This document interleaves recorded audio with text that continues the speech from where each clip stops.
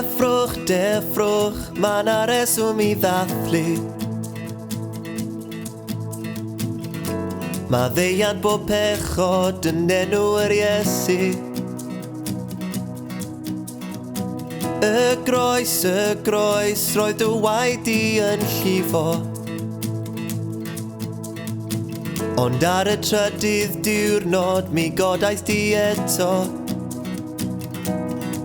Mae gen ti bŵer dros farwolaeth, yno ti yma ein gobaith. Hallelujah, mae Crist yn fyw. Hallelujah, pob clod I ddiw. Hallelujah, fe gadw ni. Hallelujah, amen.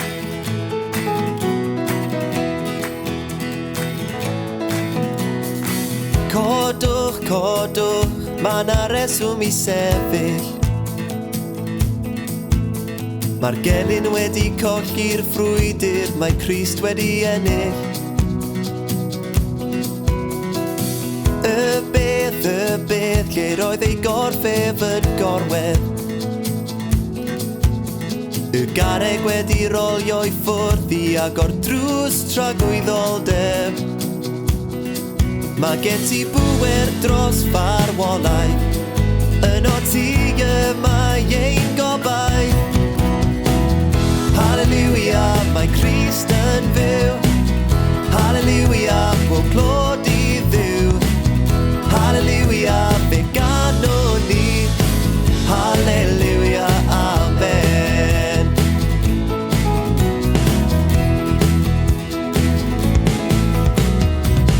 Hallelujah, hallelujah, hallelujah, amen. Hallelujah, hallelujah, hallelujah, amen. Hallelujah, hallelujah, hallelujah, amen. Hallelujah, hallelujah, hallelujah, amen. Hallelujah, mae Crist yn fyw. Hallelujah, pob clod I ddiw. Hallelujah, fe gadw ni. Hallelujah, amen. Hallelujah, mae Crist yn fyw. Hallelujah, pob clod I ddiw. Hallelujah, fe gadw ni. Hallelujah, amen. Hallelujah, amen. Hallelujah, amen. Good morning, my name is Liz and it is my pleasure to welcome you to our service today. It doesn't matter whether you live here in Aber or further afield. It doesn't matter whether you are a regular to church or whether you have never been before. What's important is that you are welcome and that while we're not physically together today, we are united. We are united in God's love for us and by His Spirit as we come to worship. And so as we worship together today, to help us feel a little bit more gathered and together, please do feel free to use the comments below if you're watching this on Facebook, and feel free to say hi to everyone, but also to, if you've got prayers and things like that that you'd like to add, please do that as well. So as we begin to worship, shall we come just for a moment and be still as we draw near to God?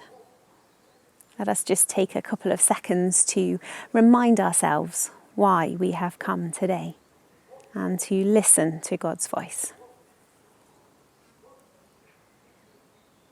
So we pray, Father, in the grandest scheme of things of the universe and all that is going on, it's so easy for us to feel like we are insignificant. And yet you, the creator of everything in heaven on earth, you love us. You know every hair on our head, you know every need and our heart's desires. Lord God, during our worship together today, would you open our ears and our eyes to your vision for our lives and for the places that we live. And Lord, would you show us our part within that? Would you teach us by your word? Would you minister to us and change us by your Holy Spirit, that we might be equipped to follow you wherever you call us? So Lord, would you take what we offer this morning and everything that we say and that we sing and that we do, and we pray, Lord, that they would all bring glory to your name. Amen.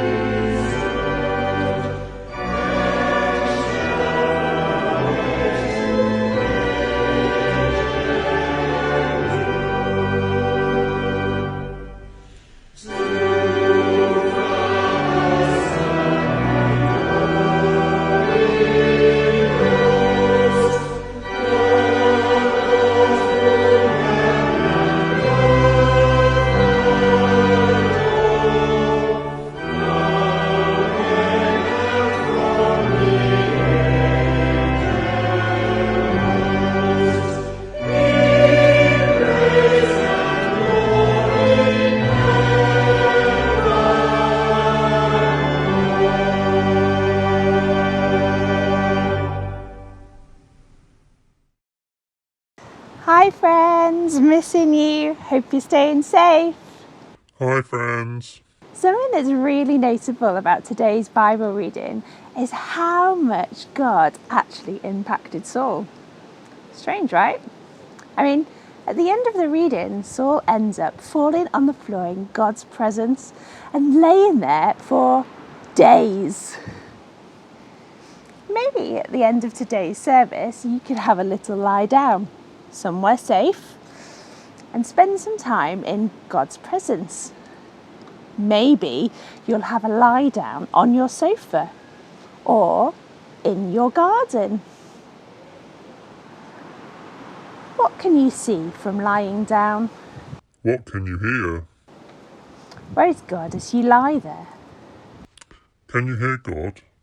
Dear God, please help us hear and see you at work today, wherever we are, and help us know the power of your presence. Amen.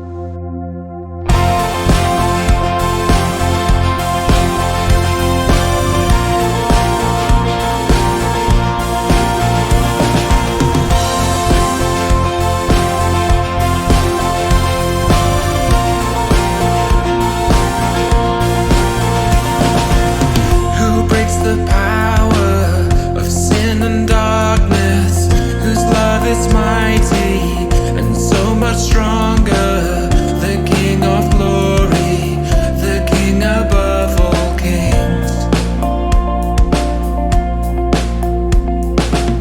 who shakes the whole earth with holy thunder and leaves us breathless in awe and wonder, the King of glory, the King above all kings. This is amazing grace. This is unfailing love, that you would take my place, that you would bear my cross, you would lay down your life, that I would be set free. Oh, Jesus, I sing for all that you've done for me.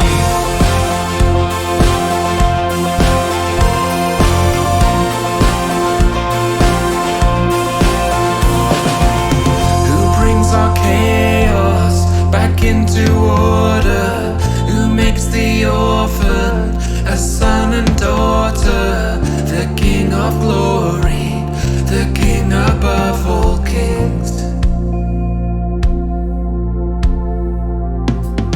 Who rules the nations with truth and justice, shines like the sun in all of its brilliance, the King of glory, the King above all kings.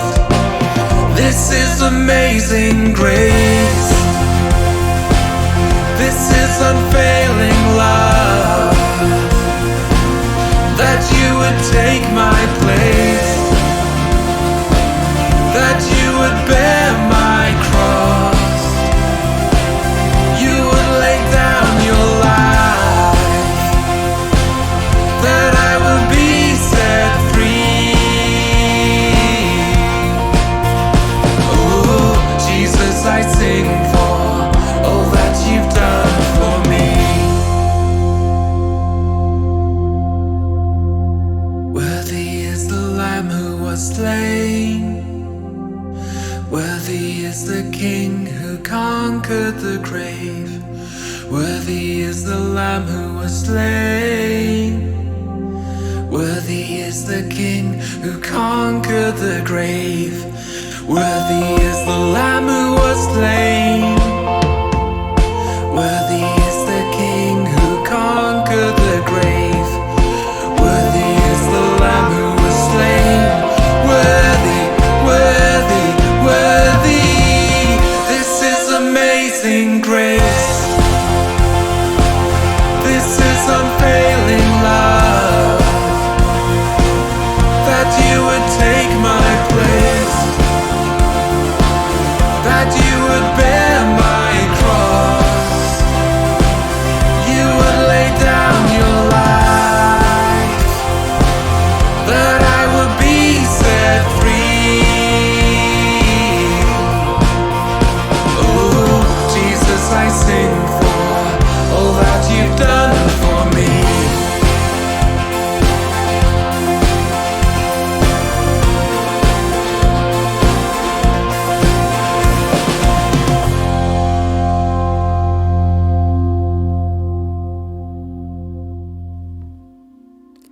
Confession and repentance are at the heart of the Christian faith. They are at the turning point between unbelief and belief, and they are the continual reminder of our humanity and brokenness. So it is good to remind ourselves in prayer that without the presence of God's Spirit in our lives throughout the day, we are likely to stumble. Confession roots our lives in the love of God, keeps us humble, and enables us to be a blessing to others. So let us confess together. Almighty God, forgive me for the things I have done and not done. Forgive me for the things I have said and not said. Forgive me for the life I have lived and not lived, that I might reflect the image of the one I profess to follow, in thought, word, and deed, and in discovering my true self, draw others into that light. May God, who loved the world so much that he sent his Son to be our Saviour, forgive you and me from our sins and make us holy to serve him in this world. Through Jesus Christ our Lord. Amen.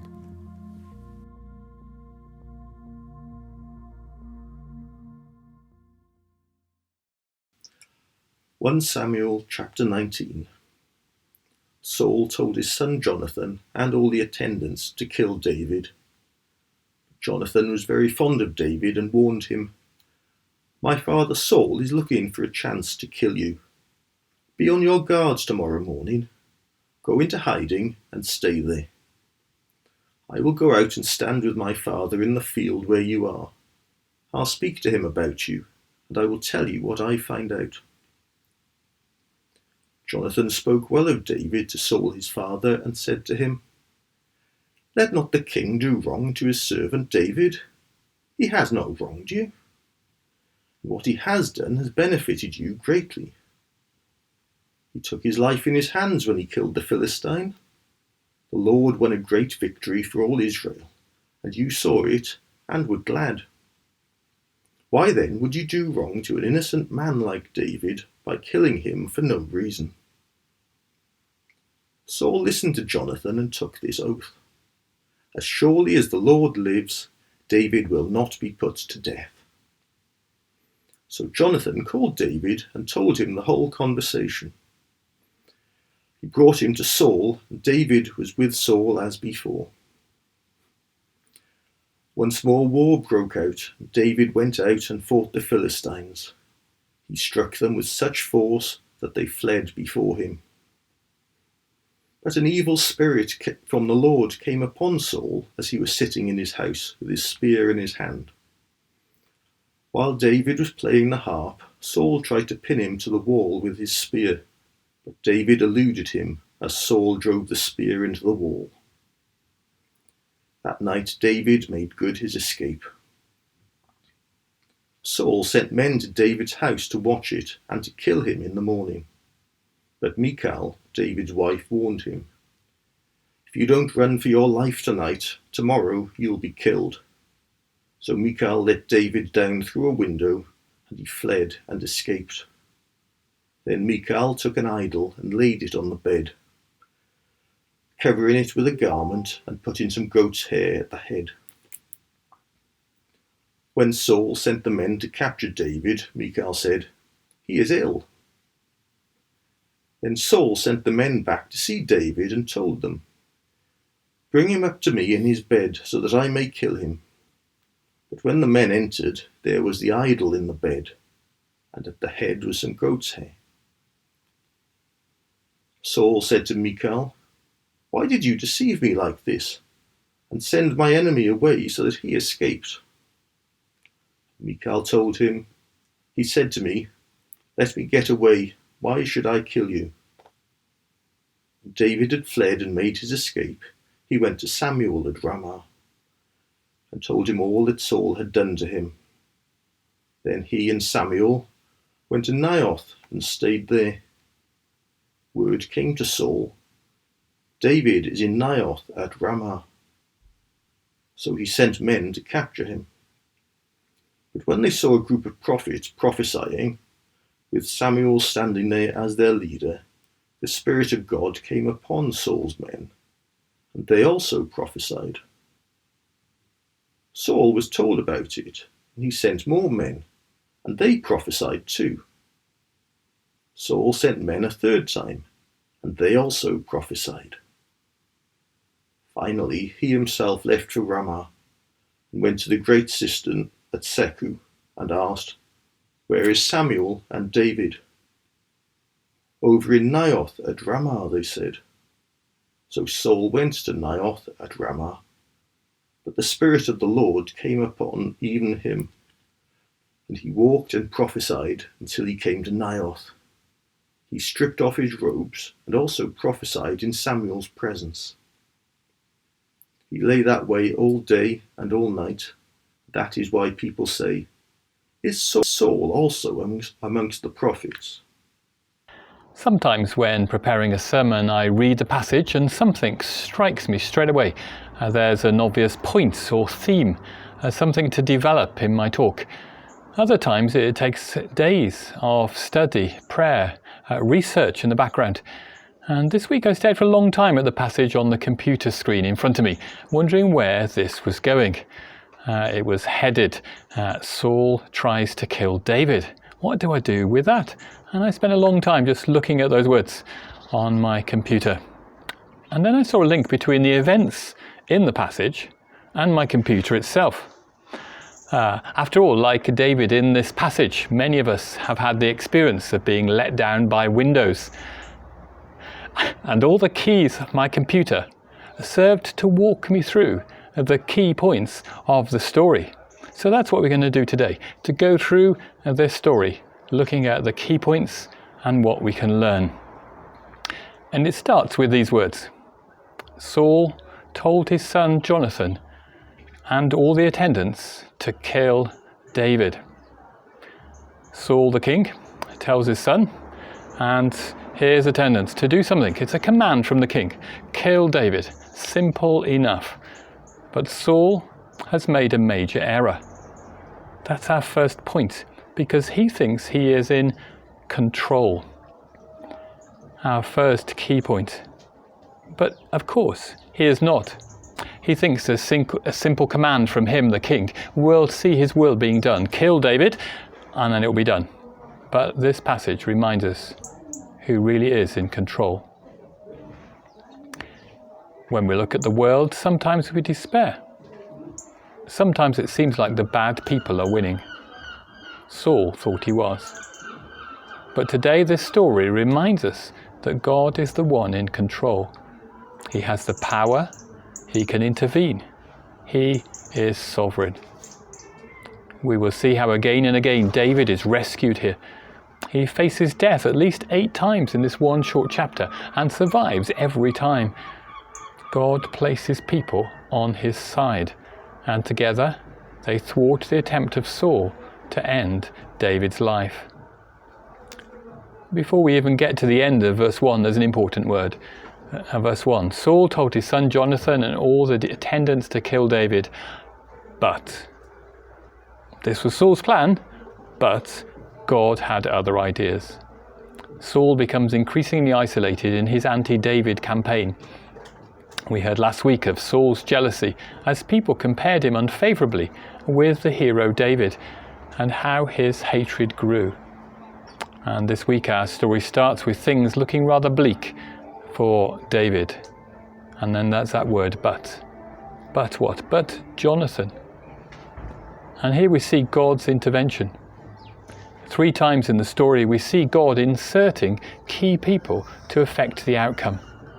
And then that's our next key, insert. Because the first insert we have here is Jonathan. He'd become David's best friend, despite the obvious thing that as the expected heir to Saul, David would replace Saul's sons, including Jonathan himself. And David is blessed by having a defender and a spokesman to argue his case with the king. And that's what he does. Sometimes when God intervenes in our lives, he does so in a dramatic way, like at the end of the story today. Other times he uses ordinary people. That means he uses us, you and me. He can use you to influence others to bring about his will. I'm a vicar today, partly due to a chance encounter with an old lady on a train. I'd been praying about becoming a vicar. I'd sat next to this lady on the train, and she told me without any prompting that she thought that God was calling me to be a minister in Wales. These inserts into our lives that God plans. Insert 1, Jonathan. Insert 2, Michal, his wife. A wife who loved him and helped to protect him, and again to thwart Saul's plans. Insert 3, Samuel. When David didn't know where to go, he went to Samuel and told him everything that was happening. And again, he was protected. These people were sent by God to help David, to protect him, to intervene. So what happens next in the story? Jonathan reminds his father about all that David had done, and that he's innocent and doesn't deserve to die. And although talking up David, note that Jonathan, unlike Saul, places the credit for the victory with God himself. He says, "The Lord won a great victory for all Israel." Jonathan persuades his dad not to harm David and swears a solemn oath that he won't kill him. But by now, we've got to know Saul, someone who says one thing and does another. And that's a key feature about him. Our next key, shift, the shift key. Saul is a king who shifts his views, and any vow made by him is decidedly shifty. Do you remember chapter 14 where Saul took a solemn oath to kill anyone who ate something before the battle, even if it, he says, were his own son? But he didn't follow through on that either. Here, his solemn vow not to harm David lasts how long? Just 3 verses in our passage before he's trying to kill David again. A shifty king. But for now, Jonathan meets with David and assures him that he's safe, things are restored, and that Saul won't hurt him. So David again survives, and he goes then to survive again as he battles with the Philistines and is victorious, and he goes back with Saul. It all seems quite peaceful as we read it. David there playing some gentle harp music to soothe Saul, but we know that Saul has his spear to hand, and suddenly he attacks David with it. But once more, Saul is thwarted. David dodges the spear, and it gets stuck into the wall behind him. David realizes that Saul's promise is worthless, and he's had enough. Our next key point, what does he do next? He goes home. We can imagine now Saul getting more and more frustrated with things. David continually managed to escape death and going from strength to strength, while Saul himself is losing it. This is the difference between somebody who is walking in the will of God and someone who is fighting against it. When David stood up against Goliath, he said that he came in the name of the Lord Almighty, the God of the armies of Israel. He knew where his strength came from. He knew whose side he was on and who was on his side. After our next song, we're going to find out more about David's heart, his faith, and why he could have confidence even when the king was against him. But now let's worship together with this song that reminds us that a mighty fortress is our God, a sacred refuge is your name. Our God is a consuming fire.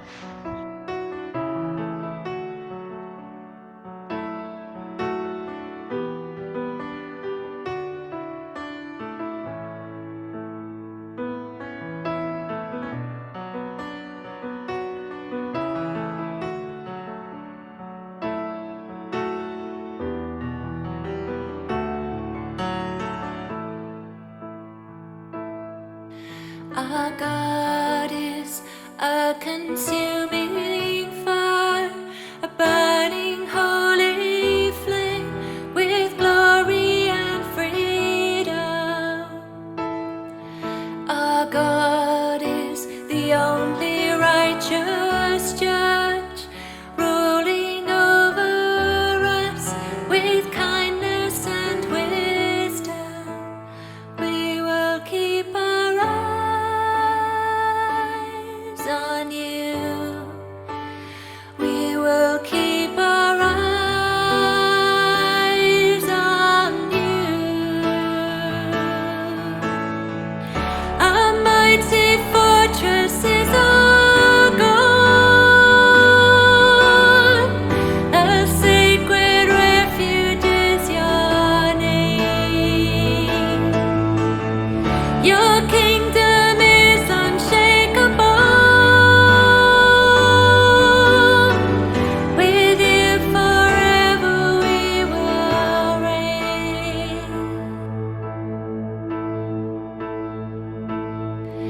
Our God is jealous for his own. None could comprehend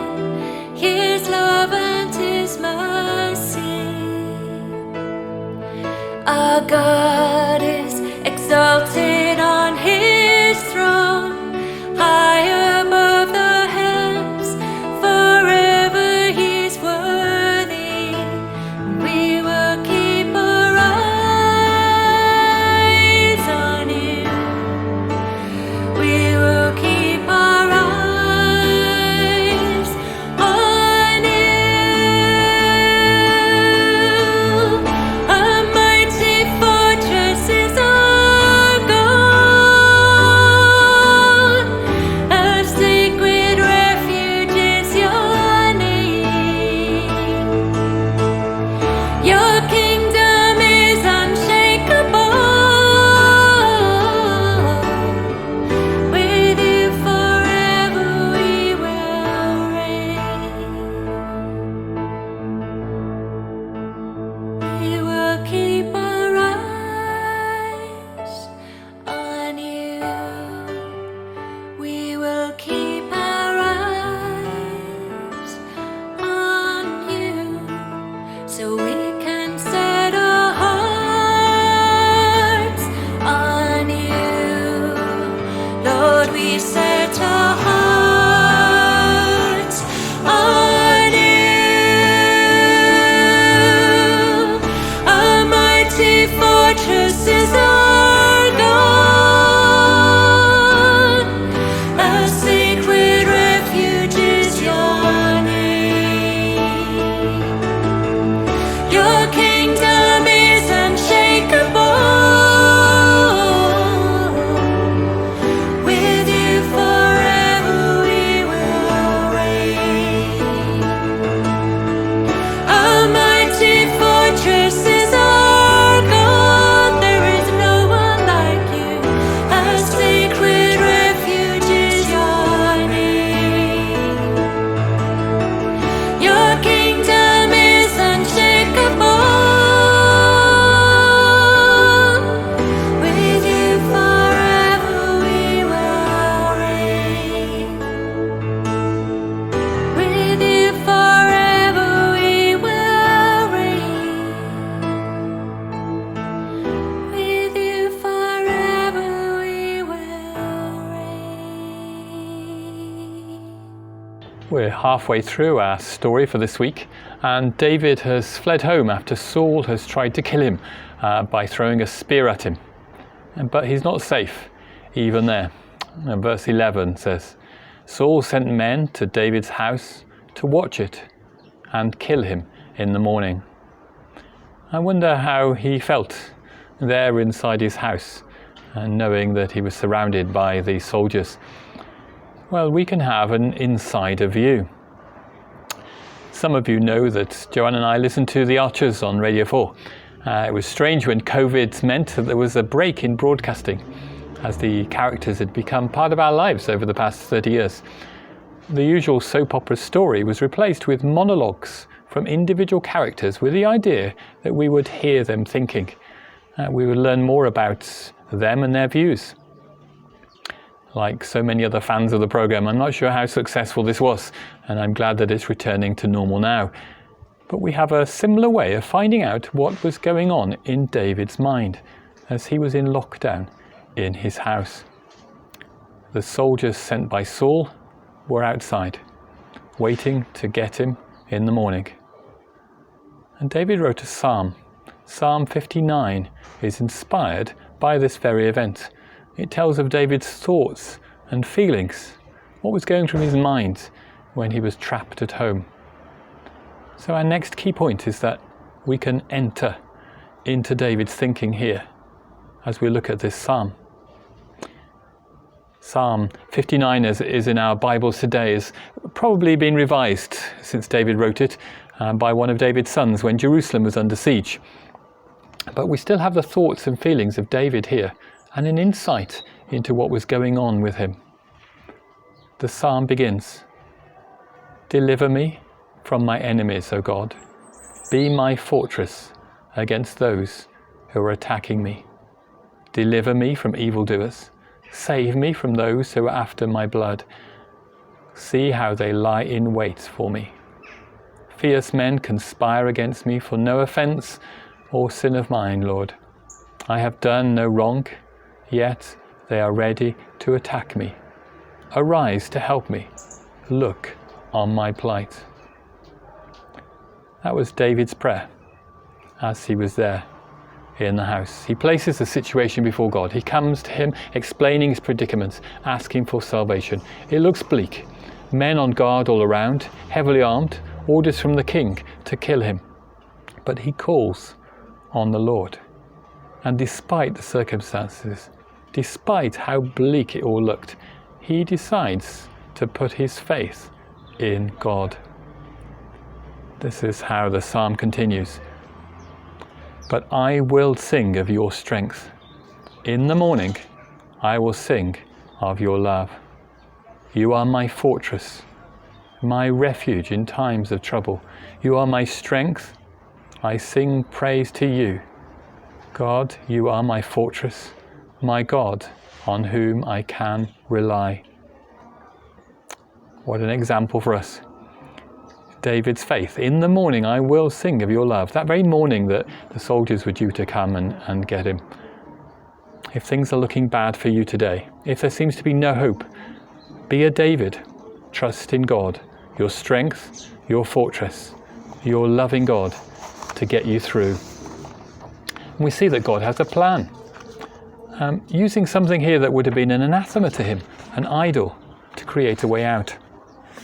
Commentators are not sure why Michal would have had an idol in the house, probably a sign that she still at least partly followed the Canaanite religion. But it's a clever trick. And she lets David out of a back window and delays the discovery that he has gone. She faces Saul, her father, who realizes that two of his children are now firmly on David's side rather than his. And David's on the run again. And where better to flee than Samuel, where he successfully hides for a while until Saul finds out where he's gone. David's down at Ramah with Samuel, he's told. And so here's our next key point. He sends his page down to try and capture David. Actually, he sends a whole group of his servants. Then we have a rather humorous ending to the story. As they go down to David and Samuel, they get caught up in the worship session that's going on there. This prophesying referred to here is probably a description of the prophetic ecstasy brought on by an outpouring of the Holy Spirit. The worship is powerful. It draws them in. Saul sends more men down. The same thing happens. He tries it a third time and the same thing happens. The power of God is evident here as the worship sessions go on. It draws in these hardened soldiers who get so caught up in it that they forget why they've been sent in the first place. They were servants of Saul, sent on a mission. But here's our next key point. They forgot their function. Finally, Saul has had enough. He decides to go himself. But the same thing happens even to Saul. This is the power of the Spirit of God. Wouldn't it be great if this happened when we worship together? Not, I hope, that we'd be like Saul and strip off our clothes. Kai reminded us last week this was the olden days and they did things differently. But that God would be present in great power when we worship. That his Spirit would help us to forget evil thoughts and plans as we draw close to him. So once more, and here we see our final key point. David had another escape. Time and time again, God rescues David and he gets to see another day. Life is not easy. Saul is still there, but he knows the power of God's protection in his life and is learning to trust in him. Psalm 59 again. You are my strength. I watch for you. You, God, are my fortress, my God, on whom I can rely. So that's David. But what about us? Do we have that confidence in our God's protection in a world full of fear, full of uncertainty? Are we able to proclaim, "Oh God, you are my fortress, my loving God"? Today, do you know God like that?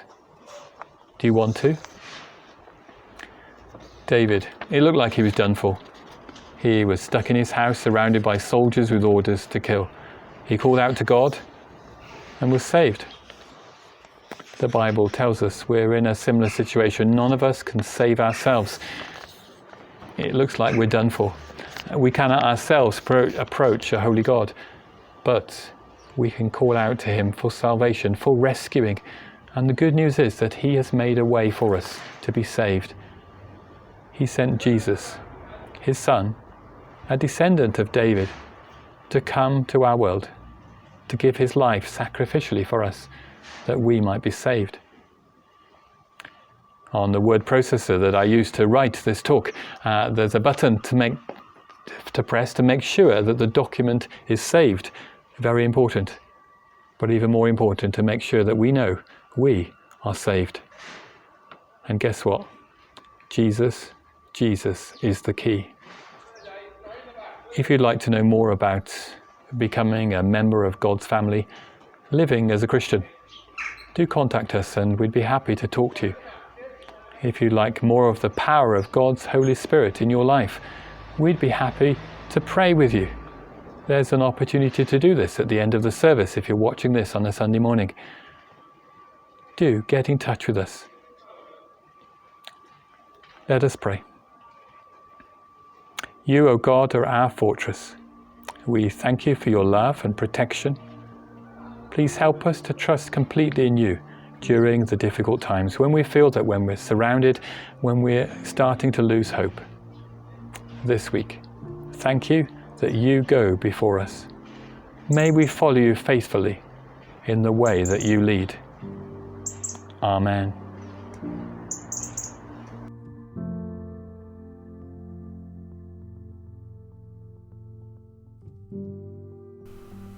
Let's pray. Thinking back to the Bible reading we heard earlier, Heavenly Father, we thank you for the friends that are around us, who have our backs, people who encourage and support us and love us, especially when times are difficult. And we pray for people who are in situations where it feels that structures or people are against them. Lord, would you come strongly into those situations and reassure people of your presence, of your love and your protection. Lord, in your mercy, hear our prayer. Heavenly Father, we lift up to you the students who are returning to university or freshers who are coming for the first time, aware that these are different times that they are coming to university in. Pray that you would be with them, you would calm any fears and you'd help them as they adjust to a different type of student life. We pray for students who are leaving Aberystwyth or coming to Aberystwyth, that they would find church families to love and support them in their student days. And we ask, Lord, that you would inspire the Aberystwyth Ministry Area as to how best to work with students at this time. Lord, in your mercy, hear our prayer.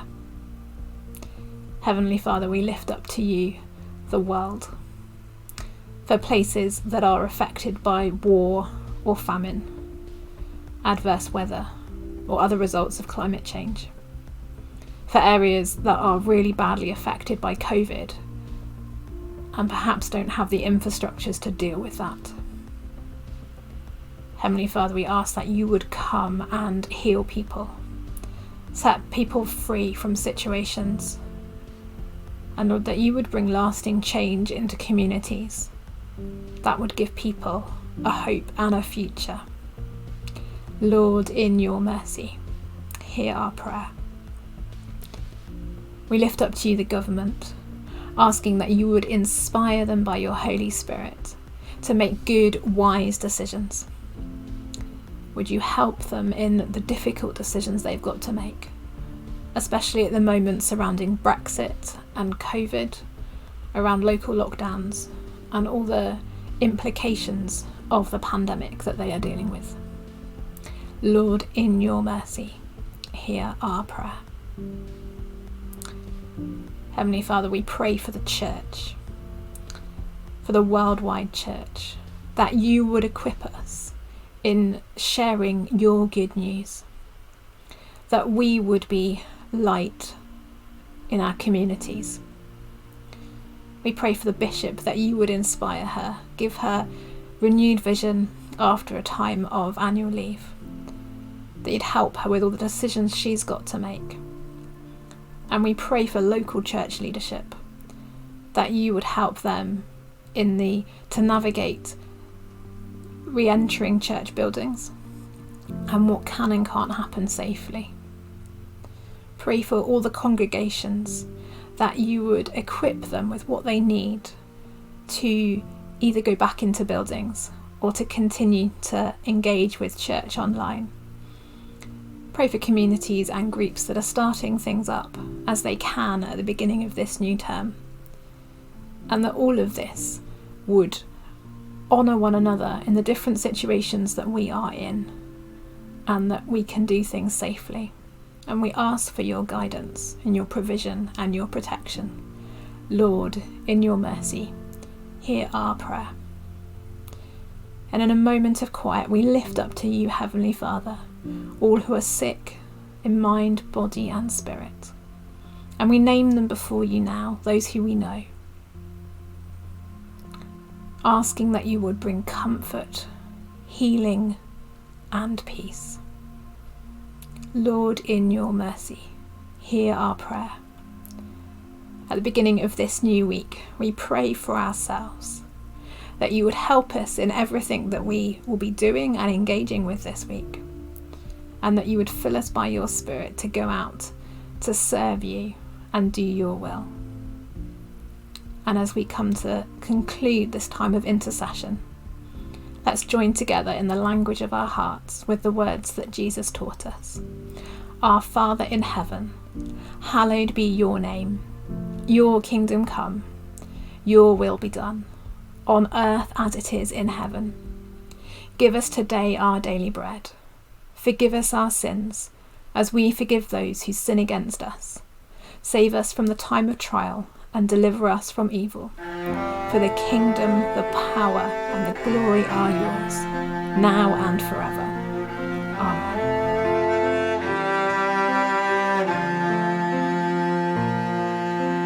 Turn my heart to you, O God. Remind me of your promise. You restore what I have lost. Draw me near. Never failing comforter, my present help in trouble. Though the earth give way beneath, you are near.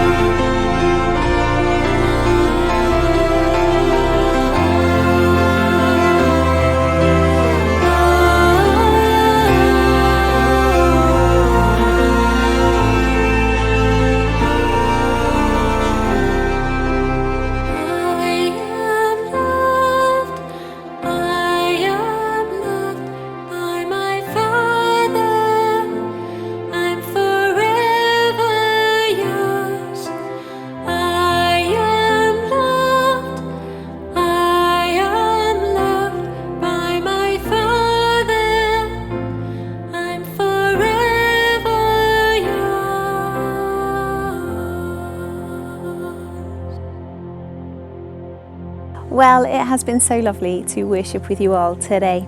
Please do keep in touch with us via any of our social media, by dropping us an email or a phone call, or perhaps even by signing up to become part of our online community.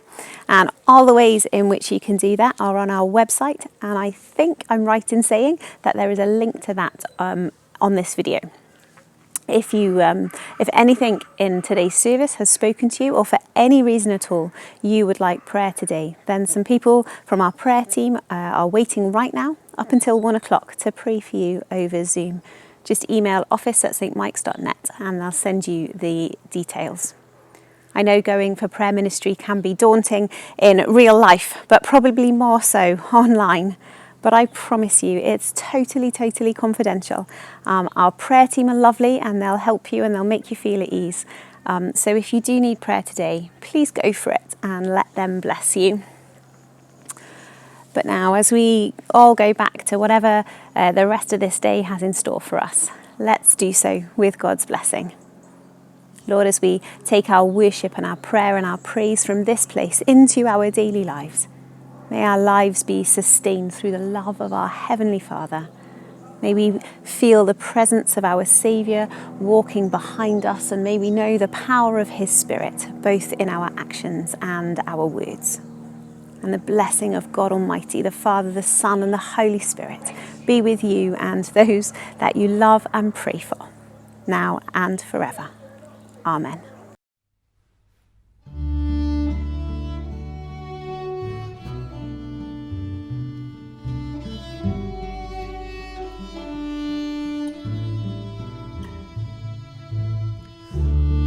O arglwydd, nid yw fy nghalon yn drahais, nam llygaid yn falch. Nid wyf yn ymboeni am bethau rhy fawr, nac am bethau rhy ryfeddol I mi. Ond yr wyf wedi tawelu a distewi fy enaid, fel plentyn ar fron ei fam. Fel plentyn y mae fy enaid. O Israel, gobeithia yn yr arglwydd, yn awr a hyd byth.